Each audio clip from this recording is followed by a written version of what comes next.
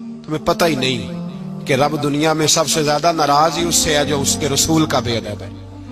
एक दफा उंगली के इशारे से अबू लहब ने कहा था नबी पाक को आपका हाथ टूट जाए, अल्लाह ने फरमाया तब्बत यदा अबी लहबिन व तब, तू कहता है मेरे नबी का हाथ टूट जाए तेरे दोनों टूट जाएंगे। और सुनो अबू लहब का हाल क्या हुआ। इसके जिस्म के अंदर ऐसी बीमारी निकली कि रेशे से भर गया सारा वजूद। रेशे इसके बच्चों ने ले जाके अबू लहब को पीछे एक हवेली थी मक्के के बाहर, उसमें बंद कर दिया। चीखता था, चिल्लाता था, कोई मुझे बचाओ, कोई पानी पिलाओ।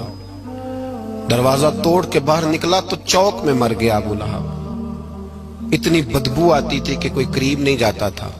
चौक में लाश पड़ी थी, यह है मैयत किसी बेअदब की, मुंह दिखाने के काबिल नहीं। तब्बत यदा अबी लहबिन व तब, चौक में पड़ी हुई है, कोई करीब नहीं जाता। उसके बेटों से लोग जाके कहने लगे तुम्हारा बाप था, शर्म करो।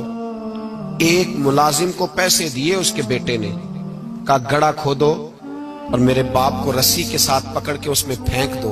एक गड़ा खोदा मक्के की गली में और रस्सी के साथ पकड़कर बांध कर उसकी टांग को घसीट कर उस गड़े में डाल दिया, ऊपर से मिट्टी डाल दी, बदबू का वो ढेर बंद कर दिया। अबू लहब मक्के का सरदार था, पर जाने कहां मरदूद दफन है।